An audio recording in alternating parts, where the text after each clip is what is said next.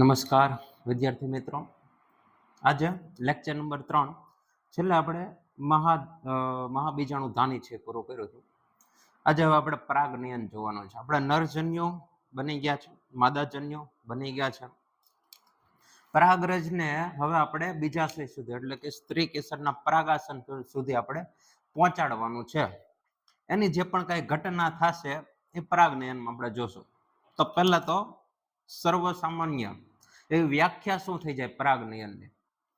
તો કે ભાઈ સ્ફોટન પામેલ પરાગાશયમાંથી પરાગરજનું પરાગાસન પર સ્થાપન થવાની ક્રિયા એટલે પરાગનયન. શું થશે? સ્ફોટન પામેલ પરાગાશયમાંથી મુક્ત થયેલ પરાગરજનું પરાગાસન પર સ્થાપન થવાની ઘટના એટલે પરાગનયન. સિમ્પલ છે. ઓકે, તો આ પરાગનયન હવે કઈ રીતે થશે એની અલગ અલગ પ્રક્રિયાઓ છે અને કોના દ્વારા થશે એના આધારે તેના અલગ અલગ પ્રકાર છે. તો પહેલા આપણે જોઈએ કે ભાઈ પરાગનયન કઈ રીતે થાય છે. કે ભાઈ એક જ પુષ્પનું એ જ પુષ્પમાં થાય, એક જ વનસ્પતિના એક પુષ્પનું બીજા પુષ્પમાં થાય, અથવા તો બે અલગ અલગ વનસ્પતિના પુષ્પ વચ્ચે થાય. એના આધારે એના પ્રકાર છે આપણે જોઈએ. પરાગનયન આપણે મુખ્યત્વે જોઈએ તો બે જ પ્રકાર થાય, પણ આપણને ટેક્સ્ટ બુકમાં 3 આપ્યા તો આપણે 3 ભણશું. કઈ રીતે થાય આપણે જોશું. કેમ કે એક છે એને કઈ રીતના ગણવું એના આધારે એના પ્રકાર પડે છે કે ભાઈ એને આપણે સ્વફલન ગણવું કે પરફલન, એના આધારે એ વચ્ચેટિયું છે. હવે આમાં શબ્દ તમને આપ્યો છે સ્વફલન. સ્વફલન, પણ કાયદેસર રીતે જોઈએ તો આપણે સ્વપરાગનયન એવું લખી શકીએ. તમને જે આકૃતિ આપી છે એમાં નીચે લખેલું છે સ્વપરાગનયન કરતી વનસ્પતિ, પણ ટોપિકમાં ઉપર લખ્યું છે સ્વફલન. ફલન એટલે ઠેઠ ફલન સુધી પહોંચી ગયું, પરાગનયન એટલે જે ખાલી આપણે સ્થાપિત જ કરવાનું, એટલો ફરક છે. ફલનનો અર્થ એવો થયો કે પરાગરજ એટલે કે નરજન્ય માદાજન્યનું ફલન થઈ ગયું છે, ત્યાં સુધીની ઘટના આવી ગઈ. પણ આપણે પરાગનયન ભણીએ છીએ એટલે પરાગનયન સમજીએ તો ખાલી આટલો જ આપણે રોલ લેવાનો કે આટલું જ આપણે જોવાનું છે કે ભાઈ પરાગરજ મુક્ત થઈને પરાગાસન પર સ્થાપિત થાય. એ જે ઘટના છે એને પરાગનયન થશે. હવે પછી એમાંથી પરાગનલિકા વિકસે, નરજન્યો છે એ માદાજન્યો એટલે અંડકોષ સુધી પહોંચે, ત્યાં ફલનની ઘટના થાય, ત્યાં સુધીનું આ શબ્દ છે એ નિર્દેશિત કરે. સ્વફલનનો અર્થ એવો છે. આપણે ખાલી પરાગનયન જોઈએ એટલે સ્વપરાગનયન વિશે જ આપણે જોશું. એટલે સ્વપરાગનયન શબ્દ છે આમ સાચો ઠરે. બે આપણે યાદ રાખવાના છે. બે સ્વપરાગનયન અથવા તો એને ઓટોગેમી પણ કહેવાય છે. ઇંગ્લિશ શબ્દો જે હું બોલતો જાઉં છું સાથે સાથે યાદ રાખતા જવાના છે. ઓટોગેમી. તો જો આમાં કઈ રીતના થશે આકૃતિથી સમજીએ કે જેથી સરળતાથી સમજી શકાય. મારી પાસે એક વનસ્પતિ છે. વનસ્પતિ ઉપર એના પુષ્પો હશે. તો કે ભાઈ હા હશે. આ રહ્યા પુષ્પ આપણે ગોઠવી દીધા.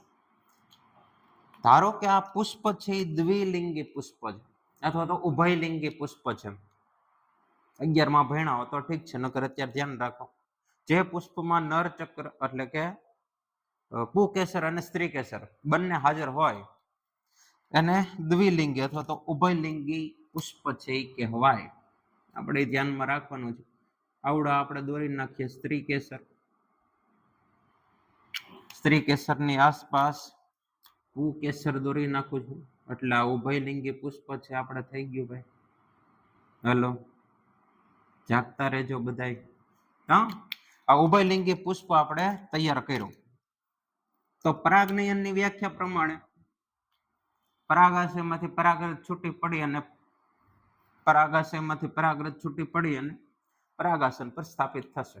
એને પરાગનયન કહેવાય. તો જ્યારે સ્વફલન થાય ત્યારે શું થાય કે ભાઈ એક જ પુષ્પના પુકેસરમાંથી અથવા તો એક જ પુષ્પના પરાગાશયની પરાગરજ એ જ પુષ્પના પરાગાસન પર સ્થાપિત થાય.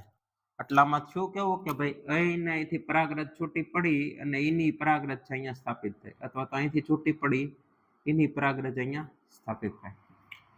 આને સ્વફલન કહેવાય. સિમ્પલ, હાવ એટલે હાવ હેલું. પણ આમાં મુખ્ય લક્ષણ શું હોવું જોઈએ તો કે ભાઈ પુષ્પ છે ઉભયલિંગી હોવું જોઈએ, બાકી સ્વફલન ન થાય. પુષ્પ ઉભયલિંગી સ્ત્રી કેસર પુકેસર બંને ધરાવતો એવું પુષ્પ હોય તો સ્વફલન થશે, બાકી નહીં થાય. આના તમને ઉદાહરણ આપ્યા છે, કઈ કઈ વનસ્પતિમાં સ્વફલન થાય. આપણે ઉદાહરણ યાદ રાખવાના ભાઈ, ઉદાહરણ આપણે યાદ રાખશું. એમાં સૌથી પહેલા એ પૂછ્યું વાયોલા, જેને કોમન પેન્સી પણ કહેવાય છે, કોમન પેન્સી. પછી અબુટી, અબુટીનું બીજું નામ છે ઓક્ઝાલિસ. બે નામ યાદ રાખવાનો, અબુટી એટલે ઓક્ઝાલિસ, વાયોલા એટલે કોમન પેન્સી. ત્રીજો એ પૂછે કોમેલિના, કોમેલિના. આ બધી વનસ્પતિઓમાં સ્વફલન અથવા તો સ્વપરાગનયન છે એ થાય. બને ત્યાં સુધી સ્વપરાગનયન એવો શબ્દ ઉપયોગ કરવો સ્વફલન કરતા, એ સાચો ઠરે છે વધારે. હવે અમુક વનસ્પતિઓ એવી છે કે ભાઈ એને માત્ર ને માત્ર સ્વફલન જ કરવું. તો સ્વફલન કરવા માટેનું એક લક્ષણ શું થયું, તો કે ભાઈ ઉભયલિંગી પુષ્પ હોવા જોઈએ, સિમ્પલ. એ સિવાય સ્વફલન ક્યારે શક્ય બને, તો કે ભાઈ પુકેસરનું પરાગાશય, સ્ત્રી કેસરનું પરાગાસન બંને એકબીજાની નિકટતમ હોય, એટલે કે બંનેના સ્થાન છે નજીક નજીક હોવા જોઈએ. પહેલું ઉભયલિંગી પુષ્પ. બીજું તો કે પરાગાશય પરાગાસન બંનેનું સ્થાન નિકટવર્તી, બંને નજીક નજીક હોવા, ગોઠવાયેલા હોવા જોઈએ. ત્રીજું, જ્યારે પરાગાશય સ્ફોટન પામે ત્યારે જ પરાગાસન છે પરિપક્વ થવું જોઈએ. શું કીધું? જ્યારે પરાગાશય સ્ફોટન પામે એટલે કે જ્યારે આમાંથી પરાગરજ મુક્ત થવાની હોય એ જ સમયે પરાગાસન છે એ પરિપક્વ થાય, એટલે કે પરાગરજ ગ્રહણ કરીએ કે એના માટે સક્ષમ બની જાય એવું હોવું જોઈએ. અગર ઘણી વખત એવું થાય કે ભાઈ પરાગરજ તો મુક્ત થાય પણ પરાગાસનનો હજી વિકાસ જ ન થયો અથવા તો વિકાસ થઈને ખરી ગયું હોય, એ બંને તાલમેળ છે હોવા જોઈએ, તો ને તો જ માત્ર સ્વફલન થઈ શકે. ત્રણ લક્ષણો થયા. પહેલું ઉભયલિંગી પુષ્પો, બીજું બંનેનું સ્થાન પરાગાશય પરાગાસન નિકટવર્તી સ્થાન નજીક નજીક હોવું જોઈએ. ત્રીજું, પરાગાશય જ્યારે સ્ફોટન પામે ત્યારે જ પરાગાસન છે એ પરિપક્વ થવું જોઈએ, એટલે કે પરાગરજ ગ્રહણ કરવા માટે થઈને સક્ષમ હોવું જોઈએ. ત્રણ હોય લક્ષણો તો ને તો જ સ્વફલન થઈ શકે, બાકી ન થાય. તો અમુક વનસ્પતિઓ જેમ કે કોમેલિના છે, આપણે ઉદાહરણ આપ્યા છે, એમાં જે કોમેલિના નામની વનસ્પતિ છે એ સ્વફલન પ્રેરવા માટે થઈને, એટલે કે એમાં પરાગનયન થવાના ચાન્સીસ છે 100% થઈ ગયા. સ્વફલનનો અર્થ શું થયો કે ભાઈ એનું ઈ તે પરાગાશય છે, એનું ઈ જ પુષ્પ છે ને એનું ઈ જ પરાગાસન છે, એટલે આમાં લગભગ તમે જુઓ તો 99% છે એ પરાગનયન થાય જ, એકદમ નજીક નજીક હશે આવ બધું. તો એ 100% કરવા માટે માત્ર સ્વફલન જ કરવું છે, એની જાતિ જળવાઈ રહે. ક્યારેક છે એ એવા કઈ સંજોગો હોય પરાગરજ છોડીને કે કાઢી વહી જાય તો પરાગનયન ન થાય, તો એ પરાગનયન 100% કરીએ કે એના માટે થઈને આવી બધી વનસ્પતિઓ વિશિષ્ટ પ્રકારના પુષ્પો છે એ ઉત્પન્ન કરે. વિશિષ્ટ પ્રકારના પુષ્પો કે જે જમીનની નીચે જે એનું મૂળ તંત્ર આવેલું છે એ વિસ્તારમાં છે એને વિકાસ કરેલા હોય બધા પુષ્પો. એ પુષ્પોને કહેવાય સંવૃત્ત પુષ્પો. કેવા છે જુઓ, આ પુષ્પ છે અને પુષ્પ છે આખે આખું પુષ્પ કલિકામાં બીડાયેલું છે, હજી ખીલું જ નથી. અને આ સંવૃત્ત પુષ્પ કોઈ દી ખીલે જ નહીં, એમને પુષ્પ કલિકામાં બીડાયેલા જ રહે, એની ફરતા વજ્રપત્ર એમને જ આવેલા, કોઈ દી ખીલે જ નહીં પુષ્પ. તો આમાં થાય કેવું કે ભાઈ આમાં તે અંદર સ્ત્રી કેસર હશે અને અંદર ને અંદર શું હશે, એના પુકેસર, પુકેસર હશે, પુકેસર. તો પુષ્પ તો ફિટ જ છે, બીડાયેલું જ છે, બેનો વિકાસ એ સાથે જ થવાનો છે એક જ પુષ્પ પર આવેલો. એટલે જ્યારે અહીંયા પરાગરજનું સ્ફોટન થશે એટલે પરાગરજને બીજે કાંઈ આડી અવળી જવાનો રસ્તો જ ન મળે, બધી પરાગરજ છે ક્યાં આવશે, પરાગાસન ઉપર. એટલે આમાં પરાગનયન 100% થાય ને થાય જ. અને અહીંયા પરાગનયન થાય એટલે આનું ફલન થાય, ફલન થઈને બીજ બને, અને એ જે બીજ બને એને એ બીજ છે તો બધું જમીનમાં જ, અહીંયા બીજ બન્યું હોય તો એનું બીજ છે પછી જમીનમાં રોપાઈ જાય, એનું બીજાંકુરણ થાય ને અહીંથી પાછી નવી વનસ્પતિ ઉગી જાય. એટલે તમે જો વનસ્પતિમાં કેવી કેવી આવા બધા અનુકૂલનો જોવા મળે. તો મેં શું કીધું, જમીનની અંદર જે કોઈ દી ખીલતા નથી એવા પુષ્પો અને કેવા છે સંવૃત્ત પુષ્પો, સંવૃત્ત પુષ્પો, ક્લેસ્ટ્રોગેમસ, ક્લેસ્ટ્રોગેમસ ફ્લાવર્સ, સંવૃત્ત પુષ્પો. અને જે ઉપર પ્રરોહ તંત્રમાં છે આવડા પુષ્પને કહે છે હવાઈ પુષ્પો. ચાઝમોગેમસ ફ્લાવર્સ, ક્લેસ્ટોગેમસ ફ્લાવર્સ, સમૃદ્ધ પુષ્પો અને હવાઈ પુષ્પો. આ વાત હતી સ્વફલનની. ઘણા અમુક એવા કુળ છે, આ તો આપણે 3 ખાલી વનસ્પતિના નામ આપ્યા. અમુક કુળના હું તમને નામ લખાવું છું કે ભાઈ એમાં માત્ર ને માત્ર સ્વફલન જ થાય, માત્ર સ્વફલન જ થાય. જેમ કે કેક્ટેસી કુળ છે, કેક્ટેસી કુળમાં માત્ર ને માત્ર સ્વફલન જ થશે, એકલું સ્વફલન જ જોવા મળે. પરફલન માટે કે પરપરાગનયન માટેની કાંઈ એવી અનુકૂળતા બહુ ઓછી છે. હવે બીજો પ્રકાર જોઈએ. બીજા પ્રકારનું નામ આપ્યું છે ગેઇટોનોગેમી. થોડુંક વિચિત્ર નામ લાગશે પહેલી વાર સાંભળો ત્યારે. ગેઇટોનોગેમી. હવે હું આની ખાલી તમને આકૃતિ દોરી દઉં. તમારે એની વ્યાખ્યા જાતે બનાવવાની, તમે બનાવી નાખશો. જોજો, મારી પાસે એક વનસ્પતિ છે,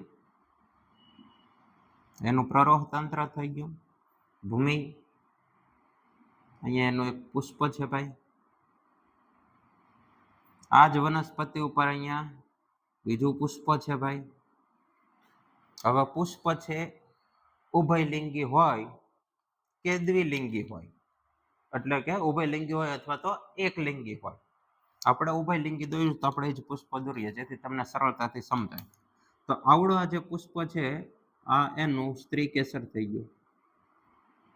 આવડી આ વનસ્પતિ છે આ એનું સ્ત્રી કેસર થઈ ગયું. વનસ્પતિ સોરી પુષ્પ એક જ વનસ્પતિ છે, વનસ્પતિ એક જ છે. આ પુષ્પના પુકેસરના તંતુઓ બધા, આ પુષ્પના તે પુકેસરના તંતુ. તો આમાં જોજો હવે શું થાય. અહીંથી પરાગાશયનું સ્ફોટન થયું અને પરાગરજ છૂટી પડીને આ પુષ્પ પર આવીને બેઠી જાય. આવડો આ જે ઘટના થઈ એ ઘટના ગેઇટોનોગેમી કહેવાય. શું કહેવાશે? ગેઇટોનોગેમી. ગેઇટોનોગેમી. આ ઘટનાને ગેઇટોનોગેમી કહેવાશે. હવાની વ્યાખ્યા બનાવે તો કેમ થાય? પરાગરજ અથવા તો પુષ્પમાંથી છૂટી પડેલી પરાગરજ એ જ વનસ્પતિના બીજા પુષ્પના પરાગાસન પર સ્થાપિત થાય. વનસ્પતિ એક જ છે, પુષ્પો અલગ અલગ.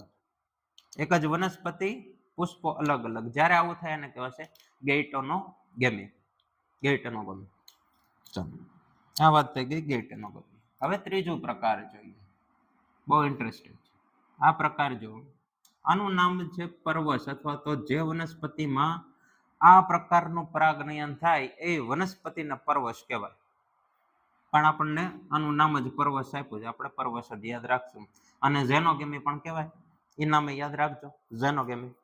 ઝેનોગેમી. ચાલો, આની વ્યાખ્યા હવે તમે બનાવજો. વનસ્પતિ, આમાં આપણે જોશે બે વનસ્પતિઓ, એક જ પ્રજાતિની બે વનસ્પતિઓ. આ બીજી વનસ્પતિ. પછી એવું ન થાય એક પરાગરજ છે આંબાની હોય ને બીજી પરાગરજ છે પપૈયાના ઝાડ ઉપરના પુષ્પ ઉપર જઈને બેઠે, એવું ન હોય. એક જ જાતિ આંબાનું, આ આંબાનું, પરંતુ બે પુષ્પો છે એ અલગ અલગ વનસ્પતિના. ચાલો, અહીંયા એક પુષ્પ દોરી નાખ્યા, એક પુષ્પ અહીંયા દોરી નાખીએ. આમાં હાળું થશે એવું કે આમાં પુષ્પ છે એ કેવા હશે તો કે ભાઈ એક લિંગી હોઈ શકે. પુષ્પો છે એ એક લિંગી હોઈ શકે. એટલે એમાં હું એવું કરું કે જે સ્ત્રી કેસર છે એ આ પુષ્પ ઉપર દોરું કે જેથી પરાગરજ છૂટી પડીને નીચે બેઠી શકે. અને આવડું જે ઉપરનું પુષ્પ છે આમાં હું માત્ર દોરું છું પુકેસર. યસ, પુષ્પ થોડુંક વિખાઈ ગયું છે, સરખું આપણે કરી નાખીએ. તો આમાંથી પરાગરજ છે છૂટી પડે, પરાગરજ છૂટી પડીને એને આ બીજા પુષ્પ, બીજી વનસ્પતિ એનું પુષ્પ એની ઉપર આવીને બેઠી જાય છે. આની વ્યાખ્યા થાય શું થાય? એક વનસ્પતિના પુષ્પની પરાગરજ બીજી વનસ્પતિના પુષ્પના પરાગાસન પર સ્થાપિત થવાની ઘટના એટલે પરવશ, ઝેનોગેમી. અને પરપરાગનયન પણ કહેવાય. પણ પરપરાગનયન એવું છે કે ભાઈ આમાં પુષ્પ બદલાય છે, આમાં પુષ્પ બદલાય, તો આને એક રીતે જો તો પરપરાગનયન કહી શકાય ખરી.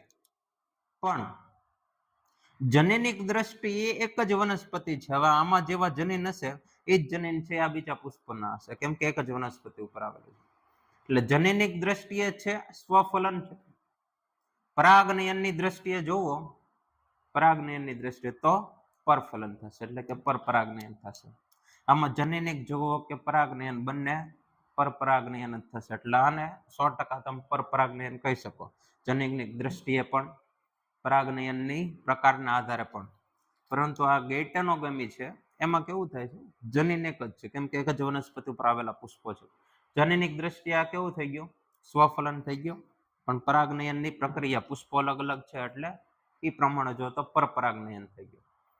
એ કારણે આને આપણે વચ્ચે રાખીએ છીએ. અને 100% પરપરાગનયન છે એવું ન કહી શકાય. જો જનીનિક દ્રષ્ટિએ વાત કરતા હોય તો એક પ્રકારનું એ સ્વફલન જ થઈ જાય. પણ તમને જે રીતના આપ્યું છે આપણે એ રીતના જ યાદ રાખશું. આ એક પ્રકારનું પરપરાગનયન તમે ગણી શકો. પરંતુ યાદ રાખવાનું વિધાન ખરા ખોટામાં, ટ્રુ ફોલ્સમાં, જનીનિક દ્રષ્ટિએ આ પરપરાગનયન નથી. જનીનિક દ્રષ્ટિએ માત્ર પરવશ છે તે પરપરાગનયનમાં આવશે. તો આમાં તમે જુઓ કે ભાઈ સ્વફલન જ કરાવવું હોય તો એના માટેની લાક્ષણિકતાઓ શું હતી? ઉભયલિંગી પુષ્પ હોય, પરાગાસન, પરાગાશય બંને નજીક નજીક હોય, બંને માટે પરિપક્વતાનો સમય છે એ સરખો હોય, સાથે હોય, તો સ્વફલન થાય. એનું ઊંધું, જો આપણે પરવશ કરાવવું હોય, પરપરાગનયન કરાવવું હોય તો એના માટેના લક્ષણો શું હોય કે હવે આની કરતા તમે જુઓ ને તો આવડા છે વધારે જરૂરી છે, કેમ કે આમાં જનીનો બદલાશે અલગ અલગ વનસ્પતિ, કે જે ઉદ વિકાસ માટે બહુ જરૂરી છે. આમાં છે ઉદ વિકાસની દ્રષ્ટિએ સાવ નિમ્ન કક્ષાનું પરાગનયન થયું, આમાં ઉદ વિકાસ જોવા જ ન મળે, કેમ કે એકનું એક જનીન છે તે બીજાંકુરણ થશે. પરંતુ વનસ્પતિની જાતિ જાળવી રાખવા માટે કે ભાઈ વિસ્તારમાં છે વનસ્પતિમાં પરાગનયન થઈ જ જાય, એના માટે થઈને સ્વફલન કરાવવું પડે. આ બધામાં ઉદ વિકાસની દ્રષ્ટિએ બહુ મહત્વ ધરાવે છે.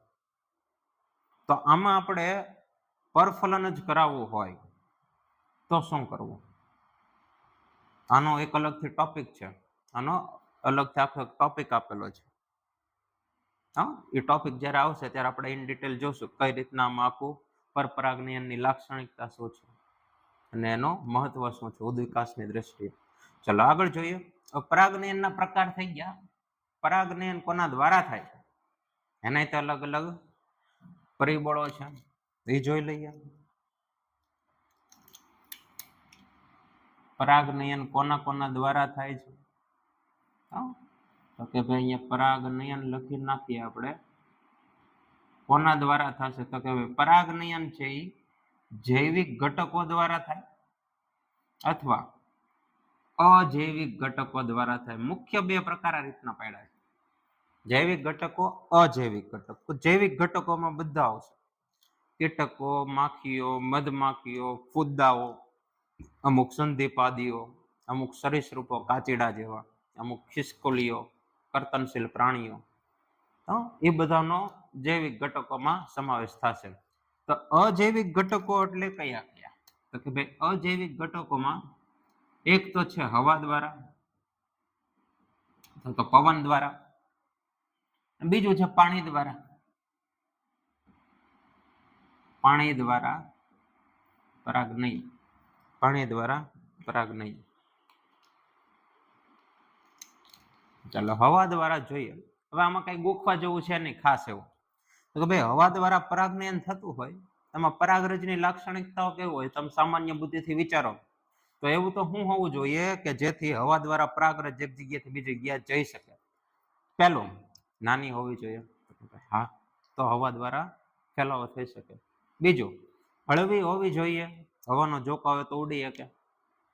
ત્રીજું, જે પરાગરજને ગ્રહણ કરવાનું છે જે પુષ્પ, એ પુષ્પનું પરાગાસન કેવું હોવું જોઈએ? વિસ્તૃત સપાટી ધરાવતો હોવું જોઈએ, એટલે એકદમ સુવિકસિત અને બહોળા પ્રમાણમાં સપાટી ધરાવે છે, પરાગરજ ઉડી ના હોય તો સીધી ત્યાં પડી શકે.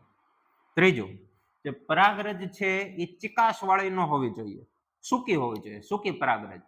કે જેથી કોઈ જગ્યાએ ચોંટી ન રહે, પવનની હારે ઉડી શકે. આ બધા એના પરાગરજના લક્ષણો થઈ ગયા. એમાં કઈ યાદ રાખવા જેવું છે? લક્ષણોમાં કયા કયા કીધા? નાની હોવી જોઈએ, સૂકી હોવી જોઈએ, ચિકાસયુક્ત ન હોવી જોઈએ, અને જે પરાગાસન પર સ્થાપિત થવાની, પરાગાસન કેવું હોય છે? વિસ્તૃત હોવું જોઈએ, જેના કારણે હવા દ્વારા પરાગનયન થઈ શકે. આનું બેસ્ટ ઉદાહરણ છે મકાઈનો ડોડો, એટલે કે મકાઈના છોડ. મકાઈના છોડમાં હવા દ્વારા થાય પરાગનયન. મકાઈનો છોડ તમે જોયો ને તો તમને આઈડિયા આવે. અને બીજું, આમાં જે પુષ્પો છે એ સિંગલ પુષ્પ ન ગોઠવાના હોય, કોઈ પણ એક જ હરમાં અથવા તો સળંગ છે, આખા પુષ્પ વિન્યાસ છે ગોઠવાયેલો હોય. તમે મકાઈનો ડોડો જુઓ ને તો તમને આઈડિયા આવે. આ રીતના આખો એક ડોડો હોય, એમાં આની ઉપર છે સળંગ બધા પુષ્પો છે એ ગોઠવાયેલા. આ રીતનો પુષ્પ વિન્યાસ હોય, આ રીતનો પુષ્પ વિન્યાસ છે જોવા મળે. એટલે જ્યારે પરાગરજ છાની ઉપર સ્થાપિત થાય એટલે દરેક પુષ્પનું શું કરશે? એ ફલન કરે, ને દરેક પુષ્પમાંથી એક ફળ છે એ બનશે. એ ફળ શું છે? એક મકાઈનો દાણો. એટલે કે મકાઈમાં એક જ અંડક હોય, મકાઈમાં એક જ અંડક હોય, પણ તમે આખો જે ડોડો જોવો છો એ સળંગ આખું એક ફળ નથી. એમાં અલગ અલગ અલગ અલગ જે મકાઈના દાણા જોવો છો એ અલગ અલગ ફળ છે. કેમ કે એનો પુષ્પ વિન્યાસ એ રીતના આખો આ રીતના પછી મકાઈનો ડોડો છે બની ગયો. અંદર આખો આ રીતના આવૃત થયેલો હોય મકાઈનો ડોડો. અહીંથી છે વનસ્પતિની સાથે જોડાઈ ગયો, ડાળી સાથે. અને મકાઈના ડોડામાં તમે જુઓ ને તો આ રીતના હવે આમ તમને મૂસું જેવું જોવા મળે, હાવ પાતળી રેસાઓ છે તમને જોવા મળે. તો આ રેસાઓ છે ને એ બીજું કાંઈ નથી. શું છે? આ રેસાઓ છે પરાગનલિકાઓ છે, કે એવી પરાગનલિકાઓ આખામાં હોય, બધામાં હોય, પણ આમ બહારની તરફ છે નીકળેલા હોય, એટલે આપણને બહારની બાજુ જોવા મળે. પરાગનલિકાઓ છે એ પરાગનલિકાઓ એવી છે કે જેનો વિકાસ થયો છે પણ બીજાશય અંડાશય સુધી, અંડકમાં ભ્રૂણપુટમાં રહેલા અંડકોષનું ફલન કરવા સુધી નથી પહોંચી શકી. આ બધી પરાગનલિકાઓ છે. અને આ બધી પરાગનલિકામાં શું હશે? નરજન્યુઓ પડ્યા હશે, અને અમુક સમય પછી એ વિઘટિત થઈ ગયા હોય, ચોક્કસ સમય પછી. એટલે આ બધી જે તમે મૂસું જોવો છો એ વાંઢા રહી ગયેલા નરજન્યુઓ છે. વાંઢા રહી ગયેલા નરજન્યુઓ છે કે જે ફલન નથી કરી શક્યા, ફલન સુધી નથી પહોંચ્યા. તો આ વાત થઈ ગઈ હવા દ્વારા. હવે પાણી દ્વારા છે મોસ્ટ ઇમ્પોર્ટન્ટ ટોપિક છે. પાણી દ્વારા થતું પરાગનયન ઘણી વખત છે પૂછાય, પાણી દ્વારા થતું પરાગનયન. તો પાણી દ્વારા જે પરાગનયન થાય છે એમાં જે બધી વનસ્પતિઓ છે એને મુખ્યત્વે જુઓ તો આપણે બે રીતે સમજી શકીએ. એક છે મીઠા પાણીની વનસ્પતિઓ, અને બીજી છે દરિયાઈ, એટલે ખારા પાણીની કહી શકો. ખારા પાણીની કહી શકો. આ શરૂ કરતા પહેલા તમે 11મા ધોરણમાં ભણી ગયા કે જેટલી નિમ્ન કક્ષાની વનસ્પતિઓ હતી, લીલ, દ્વિઅંગીઓ, ત્રિઅંગીઓ, એ બધી વનસ્પતિઓમાં નરજન્યુનું વહન પાણી દ્વારા થતું. પાણી વગર સંભવ જ નથી. ઓલું કુડમલી, પ્યાલો ની બધું આપણે જે તમે ભણી ગયા, જે નિમ્ન કક્ષાની વનસ્પતિઓ છે એમાં લીલ, દ્વિઅંગીઓ, ત્રિઅંગીઓ, એ બધામાં પાણી સિવાય નરજન્યુ વહન જ નહીં પામે. એટલે એ બધી વનસ્પતિઓમાં પાણી જોઈએ. બાકી જે ઉચ્ચ કક્ષાની વનસ્પતિઓ છે એમાં બહુ ઓછી એવી પ્રજાતિઓ છે કે જેમાં પાણી દ્વારા પરાગનયન થાય. માત્ર 30 જેટલી પ્રજાતિઓ છે કે જેમાં પાણી દ્વારા પરાગનયન થાય. આંકડો તમને એક આપ્યો છે, આપણે યાદ રાખશું. તો કે ભાઈ મીઠા પાણીની વનસ્પતિઓ છે એમાં કોનો સમાવેશ થશે? મીઠા પાણીમાં આવશે વેલિસનેરિયા, નામ યાદ રાખવાના, વેલિસનેરિયા. બીજું નામ છે હાઇડ્રીલા. દરિયાઈમાં તો કે ભાઈ દરિયાઈ ઘાસ. કેવી દરિયાઈ ઘાસ? તો કે ભાઈ જોસ્ટેરા જેવી દરિયાઈ ઘાસ. આ બધામાં પાણી દ્વારા થાય છે પરાગનયન. પાણી દ્વારા પરાગનયન થાય. એમાં જે વેલિસનેરિયા છે એનું તમને એક ઉદાહરણ આપ્યું છે આકૃતિ સાથે. પણ આ જે 30 પ્રજાતિ કીધી એમાં બધી પ્રજાતિમાં માત્ર પાણી દ્વારા જ વહન નથી થતું. અમુક પ્રજાતિઓ એવી છે જલીય વનસ્પતિ, પરંતુ એના પુષ્પો છે એ પુષ્પ છે સપાટી ઉપર વિકસેલા હોય, અને એની પરાગરજ છે એ પાણીની સપાટી ઉપર જ બનતી. અને જે પાણીની સપાટી ઉપર જે પરાગરજ હોય એ પરાગરજનું વહન પછી કાં તો હવા દ્વારા થાય કાં તો કીટક દ્વારા થાય. છે જલીય વનસ્પતિ. સમજાય? વનસ્પતિ એ જલીય છે, પરંતુ એનું પરાગનયન છે પાણી દ્વારા નથી થતો. ખાલી વનસ્પતિ પાણીમાં છે. એનું પરાગનયન છે કાં તો કીટકો દ્વારા થશે, કાં તો હવા દ્વારા થશે. તો એ એક અપવાદ છે, તમે એવું કહી શકો. પણ આપણે ભણવાનું છે દરિયાઈ વનસ્પતિમાં, એટલે આપણે ભણશું શેમાં? દરિયાઈ વનસ્પતિમાં. એના ઉદાહરણ યાદ રાખો. એના ઉદાહરણમાં તમને આપ્યું છે જળકુંભી, જેને વોટર હાયસિન્થ પણ કહેવાય છે. Water hyacinth. બીજું ઉદાહરણ છે જલીય લીલી અથવા તો વોટર લીલી. આ બે છે આપણે એક અપવાદમાં યાદ રાખવાના છે જલીય વનસ્પતિ તે ભાઈ, પરંતુ પરાગનયન છે કાં તો કીટક દ્વારા થશે યા તો હવા દ્વારા થશે. હવે પાણી દ્વારા જ પરાગનયન થાય છે, એનું આપણે ઉદાહરણ જોઈએ વેલિસનેરિયા. વેલિસનેરિયાનું તમને ઉદાહરણ આપ્યું છે. તો કે ભાઈ જે વેલિસનેરિયા છે એમાં બહુ મસ્ત રચનાઓ જોવા મળે છે. કેવી પ્રકારની જોઈએ? વેલિસનેરિયામાં પરાગનયન એ રીતના આખો ટોપિક પણ તમે બનાવી શકો 2 માર્કમાં. વેલિસનેરિયામાં પાણી દ્વારા પરાગનયન. પાણી દ્વારા પરાગનયન. ચાલો જોઈએ. તો કે ભાઈ જે વેલિસનેરિયાના પુષ્પો છે એ હશે પાણીની અંદર. આવડા છે પાણીની અંદરની સપાટી. અહીં આપણે ઉપરની તરફ દોરી નાખીએ બહારની સપાટી. આ પાણીની બહારની સપાટી. અને અહીંયા જે પાણીમાં છે અંદર વનસ્પતિ ઉગેલી હશે. આવડિયા થઈ ગઈ આપણી વેલિસનેરિયાની વનસ્પતિ. આ રીતના કંઈક દોરી નાખવાનું. આમાં જે માદા પુષ્પો છે વેલિસનેરિયાના, એ માદા પુષ્પો આ રીતના વૃંત ધરાવે, એટલે કે સ્પ્રિંગ જેવી રચના. આનું પુષ્પ માદા પુષ્પમાં આવી સ્પ્રિંગ જેવી રચના આવી, જેને વૃંત એવો શબ્દ આપ્યો છે. વૃંત, વૃંત, વૃંત માદા પુષ્પોમાં.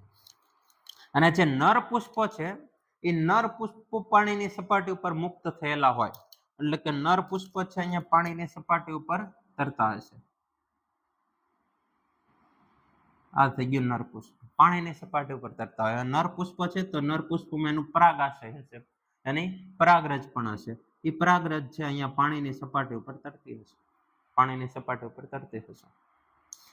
હવે થાય એવું કે જ્યારે નર પુષ્પ છે પાણીની સપાટી ઉપર હોય ત્યારે આવડો જે વૃંત છે એ ખુલી જાય માદા પુષ્પનો. તો કેવું થશે? આ માદા પુષ્પનું વૃંત ખુલી ગયું એટલે માદા પુષ્પ છે એને પાણીની સપાટી સુધી અહીંયા આવી જાય. આ પાણીની સપાટી સુધી માદા પુષ્પ આવી ગયું.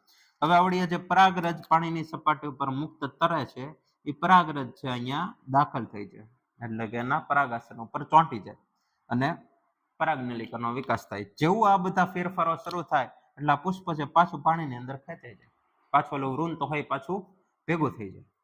આખી ઘટનામાં આ રીતના થાય. આમાં તમે જુઓ તો પરાગરજનો ઘણો બધો વ્યય થાય એવું તમે કહી શકો. કેમ કે બહુ એવું ન કહી શકે કે જ્યારે પુષ્પ બહાર આવ્યું હોય ત્યારે જ પરાગરજ ઉપર રખડતી હોય. માદા પુષ્પનો વિકાસ થઈ જાય, પરિપક્વ થઈ જાય એટલે પુષ્પ છે ઉપરની તરફ આવી જાય, એટલે ત્યારે જ પછી પરાગરજ ત્યાં છૂટી પડવી જોઈએ. ત્યારે છે એ ફલન થઈ શકે, ત્યારે છે એ પરાગનયન પૂર્ણ થઈ શકે. આમાં આ રીતના થાય છે. બીજું ઉદાહરણ આપ્યું છે તમને દરિયા ઘાસ, એટલે કે જોસ્ટેરામાં કઈ રીતના થાય. તો કે જે જોસ્ટેરા નામની વનસ્પતિ છે એમાં માદા પુષ્પો છે એ પાણીમાં જ રહે, એમાં કઈ બહાર ન આવે. માદા પુષ્પો છે એ પાણીમાં જ રહે. આવડો આપણે જોસ્ટેરા વનસ્પતિ એનું માદા પુષ્પ દોરી નાખીએ તે પાણીમાં જ રહે, બહાર ન આવે. અને જે પરાગરજ છે, પરાગરજ એ પરાગરજ છે પાણીની અંદરની તરફ ખેંચાય, એટલે કે પાણીની અંદરની તરફ છે એ હોય અને પછી અંદરની તરફ જઈને અહીંયા પરાગનયનની ઘટના કરે. તો આમાં બેમાં તમે જુઓ પરાગરજના તમે લક્ષણો તમારી રીતના વિચારી શકો કે ભાઈ આની પરાગરજ કેવી હોવી જોઈએ. તો કે ભાઈ લાંબી હોવી જોઈએ, ચપટી હોવી જોઈએ, પટ્ટીમય, કે જેથી પાણીમાં અંદર સુધી દાખલ થઈ શકે. બીજું, પાણીથી બચાવ કરવા માટે એની ફરતે ચિકાસયુક્ત આવરણ આવેલું હોવું જોઈએ, એટલે આની પરાગરજ છે ચીકણી હોય એવું પણ તમે કહી શકો. જોસ્ટેરાની આ વાત થાય છે, જોસ્ટેરાની દરિયાઈ ઘાસ. આ વાત છે વેલિસનેરિયાની. વેલિસનેરિયામાં તમે જુઓ તો પરાગરજ છે પાણીની ઉપર હોય, પરાગરજ પાણીની ઉપર એટલે પાણી કરતા હળવી હોવી જોઈએ તો જ ઉપર રહી શકે. આની પરાગરજ પાણી કરતા ભારે હોવી જોઈએ તો પાણીમાં અંદર દાખલ થઈ શકે. હા, આવા બધા એના લક્ષણો તમે તમારી રીતના પછી વિચારી શકો. આવું બધું કઈ બહુ પછી બધું ગોખવા ન બેઠા. અમુક જો કોમન સેન્સ વાપરીને તમે વિચાર કર્યો કે અચ્છા આવું હોય તો આવું થઈ શકે. પાણીની અંદર જાય છે તો પાણી કરતા ભારે હોવું જોઈએ, એકદમ પટ્ટીમય હોવું જોઈએ, ઊંડે સુધી ઉતરી શકે. બીજું તો કે ભાઈ મ્યુસિલેજ વાળી એટલે કે ચીકણી ચિકાસ વાળી હોવી જોઈએ કે પાણીથી એનું રક્ષણ થઈ શકે. આવડી પરાગરજ પાણી કરતા હળવી હોવી જોઈએ, સપાટી ઉપર તરી શકે. આ બધા ઉદાહરણ આપ્યા છે તમને. આમાં વેલિસ્નેરિયાનું છે એ થોડુંક ઇમ્પોર્ટન્ટ કહીએ કે 2 માર્કમાં પૂછીએ કે એવો સવાલ ખરી, પણ પહેલા ચેપ્ટરમાંથી લગભગ બહુ ઓછા 2 માર્કમાં પૂછાય છે. આવા ન પૂછાય, આ સિવાય ઘણા બધા સારા સવાલો છે, પણ આપણે મગજમાં રાખવાનું કે આવું પૂછાય કે ખરી. હા, હવે આપણે વાત કરીએ જૈવિક ઘટકો દ્વારા. ચાલો આટલું બોર્ડ વર્ક છે એનો તમે ખાલી એક સ્ક્રીનશોટ લઈ લો, પછી આપણે નેક્સ્ટ ટોપિક છે હવે શરૂ કરીએ.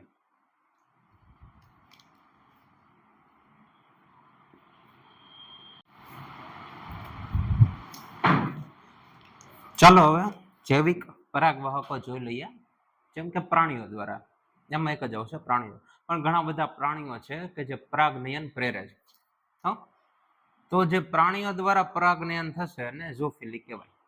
શબ્દ યાદ રાખજો, ઝૂફિલી. કયા કયા પ્રાણીઓ છે? મધમાખી, પતંગિયા, ભૃંગ કીટકો, બીટલ્સ, ભમરીઓ, વાસ્પ, કીડી, ફુદ્દા, પક્ષી, ચામાચીડિયા, ઘણા બધા દ્વારા પરાગનયન છે થાય, ઘણા બધા પ્રાણીઓ દ્વારા. એટલે એવા પ્રાણીઓ કે જે પુષ્પની સાથે કોઈ રીતે સંપર્કમાં રહેતા હોય એના દ્વારા પરાગનયન થાય. જો આપણે તે પુષ્પના સંપર્કમાં રહેતા હોય એટલે આપણી પાસે મોટો એવો બગીચો હોય, રોજ આપણે એને પાણી દેવા જતા હોય, પુષ્પની માવજત કરતા હોય, તો આપણે તે પરાગવાહકો તરીકે વર્તી શકીએ. કેમ કે આપણે જે પુષ્પ સાફ કરતા હોઈએ અથવા તો પુષ્પ છે એને નિહાળતા હોઈએ, હાથમાં લેતા હોય ત્યારે એની પરાગરજ હાથમાં ચોટે અને એ જ હાથ વડે કોઈ આપણે બીજા પુષ્પને ટચ કરીએ, બીજા પુષ્પને આપણે અડીએ, એ પરાગરજ ત્યાં પરાગનયન થઈ ગયું પરાગરજનું, તો આપણે ત્યાં પરાગવાહકો તરીકે વર્તી શકીએ. તો આપણે આ નામ છે યાદ રાખવાના છે. એમાં જે મધમાખી છે ભાઈ એ પ્રભાવી પરાગવાહકો છે. એટલે જો મધમાખી ન હોય, મધમાખી લુપ્ત થાય તો પૃથ્વી ઉપર જીવન છે એ લુપ્ત થઈ જાય એવું કહી શકાય. મધમાખી દ્વારા પરાગનયન નહીં થાય. મોટા ભાગની વનસ્પતિઓમાં પરાગનયન મધમાખી દ્વારા જ થાય. મોટા ભાગની વનસ્પતિમાં પરાગનયન નહીં થાય તો એની ઉપર મનુષ્ય જે નભે છે, મનુષ્યને ખોરાક નહીં મળે, ખોરાક મોંઘા થતા જશે. જેમ એક સમય એવો આવશે કે કોઈ વનસ્પતિ જ નહીં રહે, ખોરાક જ નહીં હોય તો માણસ લુપ્ત થઈ જશે. પ્રાણીઓ કે જેની ઉપર નભે છે એ પ્રાણીઓ એટલે લુપ્ત થઈ જશે. એટલે મધમાખી એક ઝીણું આમ તો આપણને લાગે કે પ્રાણી છે, પણ બહુ મહત્વનું છે આપણા માટે. કેમ કે પ્રભાવી જૈવિક પરાગવાહક છે. કેટલાક પ્રાઇમેટ એટલે કે લેમુર, અમુક વાનરની જાતિઓ એ પણ પરાગનયન માટે જરૂરી છે અથવા તો પરાગવાહકો તરીકે વર્તે છે. એ સિવાયના બીજા વૃક્ષારોહી તીક્ષ્ણ દાંતવાળા કોતરનારા પ્રાણીઓ, જેને કર્તનશીલ પ્રાણીઓ કહેવાય, જેમ કે ખિસકોલો, તમે જો કંઈક ને કંઈક કાપતું હોય એમાંય તે પરાગવાહકો તરીકે ઉપયોગમાં લેવાય છે. એ બધા પ્રાણીઓ એ સિવાયના અમુક સરીસૃપો આપ્યા છે. ગેકો ગરોળી એક પ્રકારની ગરોળી છે, અને કાચીડો, એ તે બધા પરાગવાહકો છે. તો આ બધા નામ છે, ખાલી તમારે યાદ રાખવાના છે. આમાં ખાસ એવું કઈ સમજવા જેવું આપણે લઈ નથી લેવાનું. નામ છે એ આપ્યા છે, આપણે યાદ રાખવાના છે. હવે પ્રાણીઓ દ્વારા જો પરાગનયન થતું હોય તો એના માટે પુષ્પોની લાક્ષણિકતા કેવી હોવી જોઈએ, આપણે આપણી રીતના જ વિચારવાનું. લખ્યું તો છે જ, પણ આપણી રીતના વિચારીએ કે એવું તો શું હોવું જોઈએ પુષ્પ પાસે કે આ બધા પ્રાણીઓની પાસે આકર્ષાય અથવા તેની પાસે જાય. પુષ્પ મોટા મોટા હોવા જોઈએ, આકર્ષિત હોવા જોઈએ, રંગબેરંગી હોવા જોઈએ. પુષ્પની પાસે એવું કંઈક હોવું જોઈએ કે આ પ્રાણીઓ એનો ખાવા તરીકે કે કોઈ પણ રીતેનો ઉપયોગ કરીએ કે એ બધું અહીંયા આવે. પુષ્પ મોટા હોવા જોઈએ તો જ પ્રાણી એની તરફ આકર્ષાય. રંગબેરંગી હોવા જોઈએ, વિવિધ રંગ ભાત વાળા હોવા જોઈએ, સુગંધી હોવા જોઈએ, અને મધુરસ, મધુરસ એટલે કે નેક્ટર, ખોરાક તરીકે જે મધમાખીઓ છે મધ બનાવવા માટે ઉપયોગ કરે એને નેક્ટર કહેવાય, મધુરસ.